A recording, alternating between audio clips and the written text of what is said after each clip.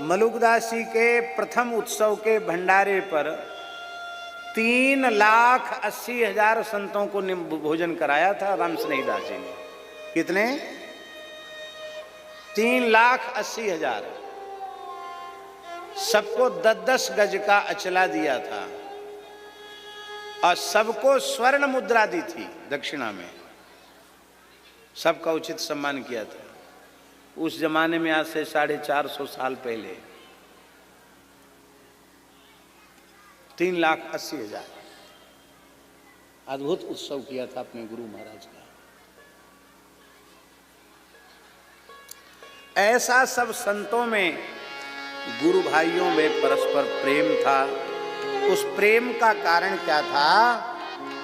उस प्रेम का कारण ये था कि सबका लक्ष्य एक ही था, हरि गुरु संतों की प्रसन्नता। बस हमें वही करना है जिससे ठाकुर जी प्रसन्न हो, श्री गुरुदेव प्रसन्न हो और सब संत प्रसन्न हो। ये लक्ष्य लेकर के आप जहां कहीं भी दुनिया में रहेंगे आप सफल हो जाएंगे।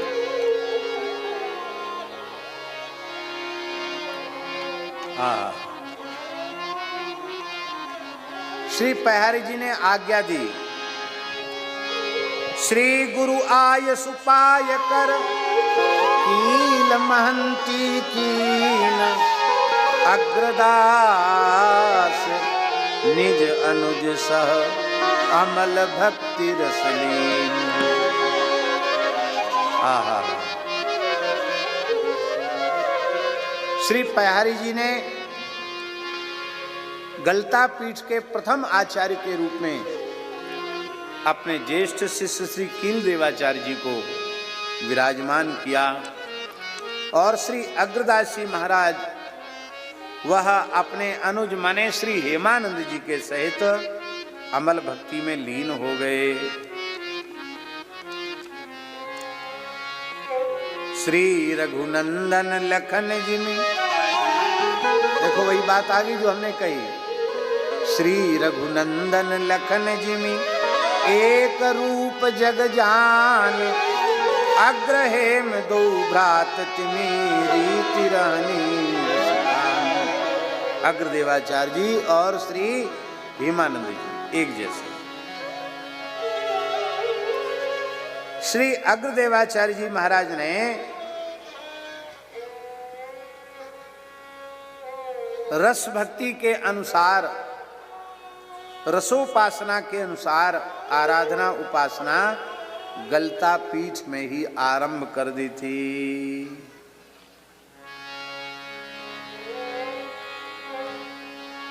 अग्रदेव रसना रसनामा, ध्यान धरहि अंतर श्री रामा, बन प्रमोद रस खानि भाव भर, कनक भवन सेवा सुललित कर। प्रमोद बन की भावना, प्रमोद बन में रास की भावना और श्री कनक भवन में श्री युगल प्रियालाल जी की सेवा की, सहचरी भाव से सेवा की भावना। भाव भेद रस मधुर सुछंदा, गुप्त केली बर सिंधु प्रबंधा। भगवान की गुप्त केली का वर्णन किया।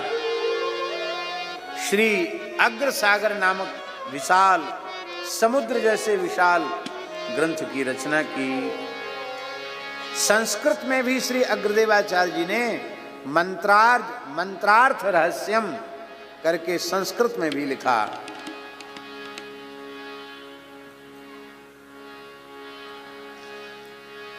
देवगिरा अरु भाषा माही, भाषा माने हिंदी में भी, संस्कृत में भी। अनर्चे अनेकन ग्रंथ सुखाए, ध्यान मंजरी अरु पर सागर। ध्यान मंजरी को लिखा, अग्र सागर लिखा। परम प्रसिद्ध ग्रंथ भाषा कर। इसके बाद श्री पहारी जी महाराज ने आपको आज्ञा दी और कुछ समय आप जानकी नाथ जी को लेकर आपने जमात भी घुमाई। अग्रदास जी महाराज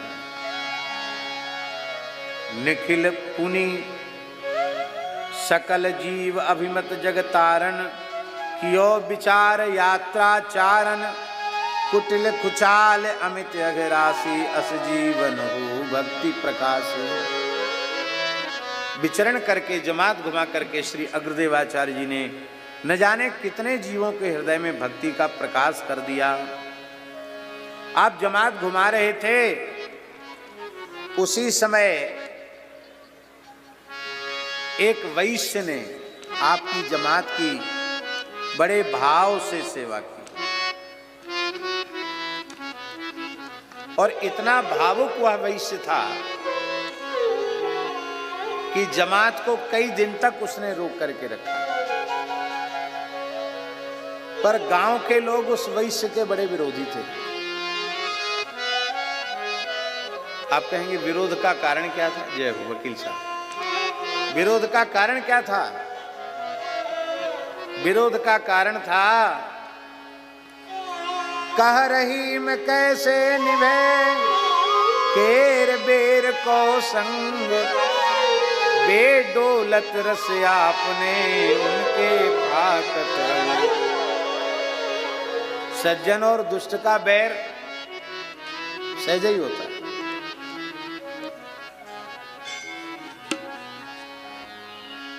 यह वैश्य भगवत भक्त था, साधु सेवी था, भगवान की बड़ी कृपा थी, धीमान श्रीमान था, भक्तिमान था। इसके ऐश्वर्य को, इसकी समृद्धि को देखकर पूरा गांव चिढ़ता था, सबके आग लगी रहती थी।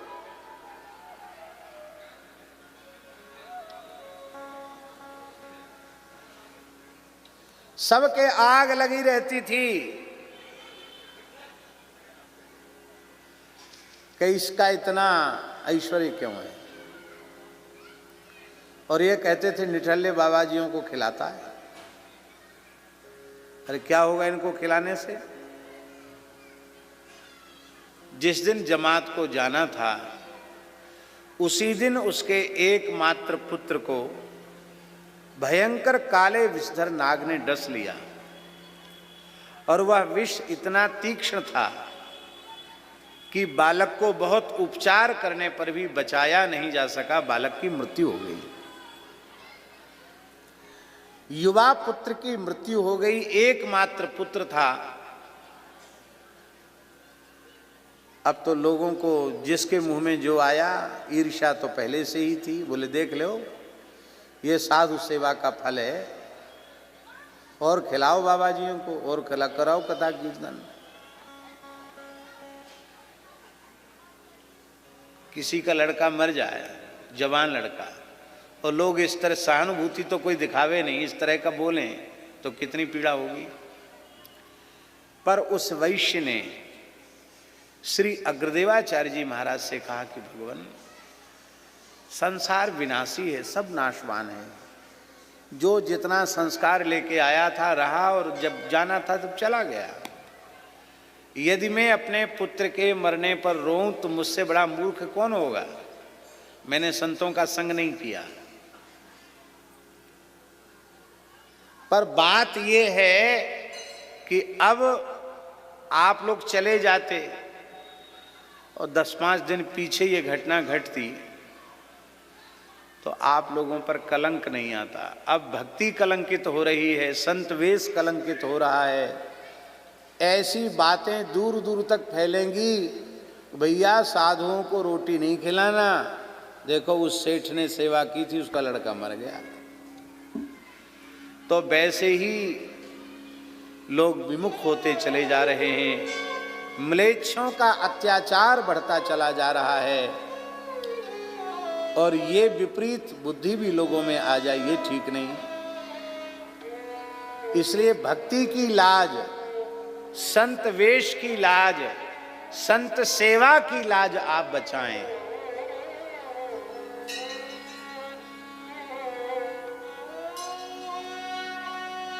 यह सुनते ही श्री अग्रदेवाचार्य जी मुस्कुराए और आपने अपने जानकी नाथ जी का चरणोदक लिया और उस मृत बालक के मुख में एक बूंद जैसे ही डाला, जैसे कोई सोया हुआ व्यक्ति उठकर बैठ जाए, तत्काल वह बालक उठकर बैठकर कीर्तन करने लग गया।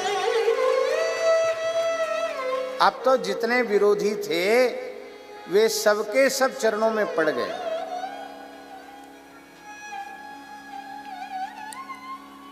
इस तरह की जो घटनाएं हैं, वर्तमान समय का पढ़ा लिखा समाज उन पर विश्वास नहीं करता। जिनको लोग चमत्कार कहते हैं ना, उन पर लोग भरोसा नहीं करते, विश्वास नहीं करते। अब विश्वास न करने की तो कोई दवा है नहीं। किसी के कहने से कोई विश्वास कर सकता है क्या? पर आप बीती हो जाए तो, स्वयं में कोई घटना घट जाए तो आप उस पर विश्वास करेंगे कि नहीं करेंगे? लाख कोई अविश्वास करे, पर स्वयं आपके जीवन में कोई इस प्रकार की विचक्षण घटना घट जाए जो किसी भी प्रकार से संभव ही नहीं था और वो संभव हो जाए, तो आप उस अनहोनी घटना को चमत्कार मानेंगे कि नहीं?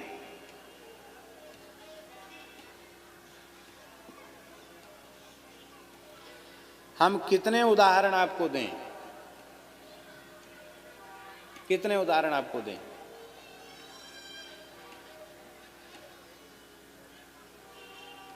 अभी भी एक परिवार है,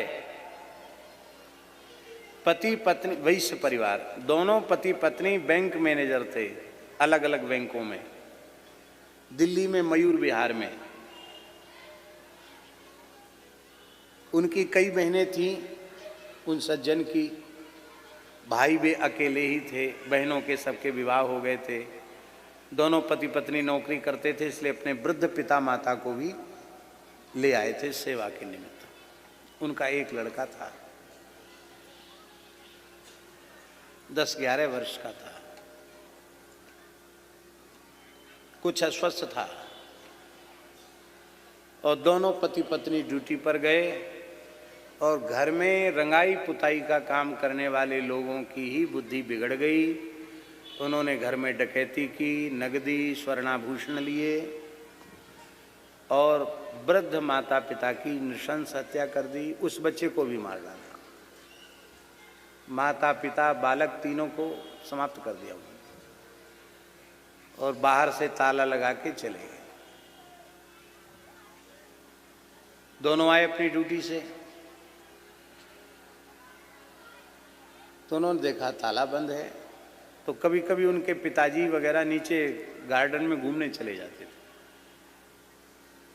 तो उनको पता था कि कहाँ चाबी रखते हैं, तो वहाँ देखा तो वहाँ चाबी नहीं।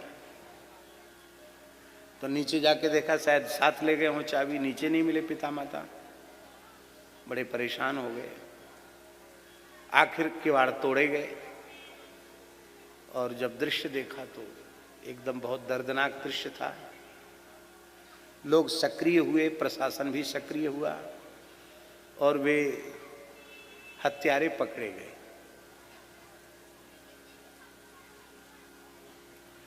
सामान भी बरामद हो गया, लेकिन जो मर गए थे वे तो जीवित नहीं हो सकते। उस व्यक्ति की ये स्थिति हो गई जिसके यहाँ ये घटना घटी कि वो इतने गहरे सदमे में चला गया कि उसको लगता था कि मैं अब अपनी जीवन लीला समाप्त कर लूं। पर उसकी पत्नी बड़ी सावधान, वो बार बार उसको संभाल कर रखती थी। उनके एक साड़ू भाई थे जो ग्वालियर में एग्रीकल्चर के प्रोफेसर थे, गोविला साहब। वो उनको लेकर के खाकचौक पहाड़ी बाबा आश्रम में आए। ये मेरे सामने की घटना सुना रहा हूं आपको। बोले महाराज बहुत सदमे में है, ड्यूटी पर भी नहीं जा रहे हैं, ऐसी ऐसी घटना घट गई, अभी आत्महत्या करना चाहते हैं, बार बार इनको बचाना पड़ता है। महाराज जी बोले आत्महत्या कोई समाधान तो है नहीं। क्या समाधान, तुम भी मर जाओगे तो क्या समाधान होगा? तुम सोचते दुख कम कष्ट कम नहीं होगा, क्योंकि आत्महत्यारे को प्रेत योनि मिलती, वो एक अपने आप में समस्या है, उचित नहीं। लेकिन वो तो समझने के लिए तैयार नहीं, रोई चला जाए। तो महाराज जी के मुंह से निकला, है क्या बुढ़ा हो गया रोता है? अरे कोई बात नहीं, हो जाएगी संतान। वो कहते थे किसके सहारे जिए? बोले हो जाएगी संतान। तो उस व्यक्ति ने कहा, महाराज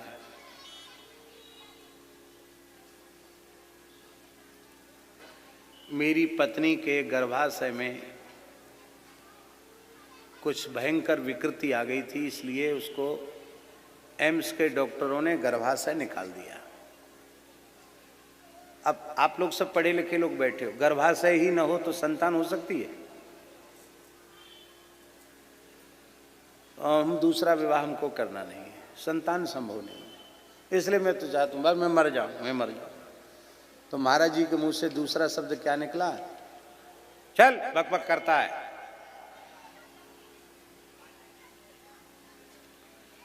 डॉक्टर भगवान से बड़े होते हैं कि संतों से बड़े होते हैं? मैंने कह दिया ना हो जाएगा, जा हो जाएगा। वो गोभिला साहब वो जानते थे महाराज जी सिद्ध पुरुष हैं, उन्होंने कहा कि अब कुछ बोल मत देना, पता नहीं अब क्या मुंह से निकल जाए इनके, चलो तुरंत यहां से। उनको उठाया और ले गए, रात का समय था।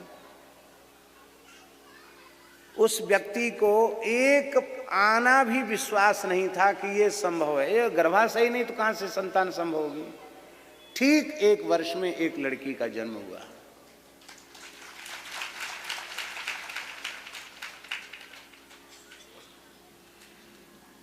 और एक विचित्र बात, जिन डॉक्टरों ने ऑपरेशन किया था वे बड़े डॉक्टर आए महाराज जी का दर्शन करने, कि आज भी भारतवर्ष में ऐसे संत हैं जिनकी वाणी से नया गर्भाशय बन सकता है भीतर में।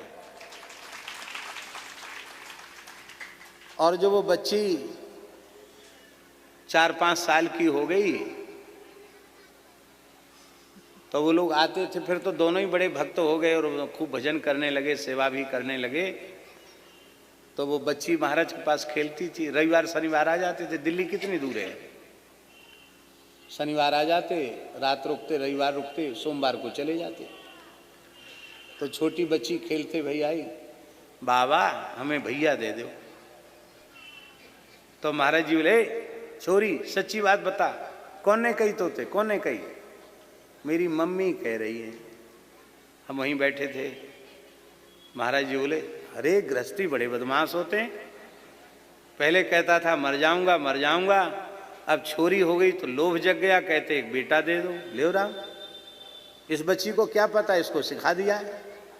उसकी मैया रोते हुए महाराज जी इसको राखी बांधने को भैया तो दे ही दो। महाराज बेचारी किसको राखी बांधेगी?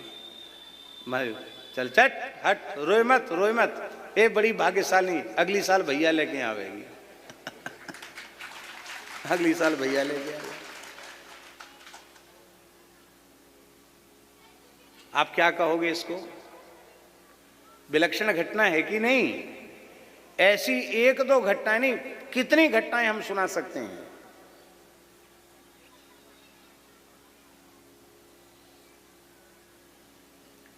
ग्वालियर के एक सज्जन, उनकी गृहिणी को कैंसर हो गया, असाध्य।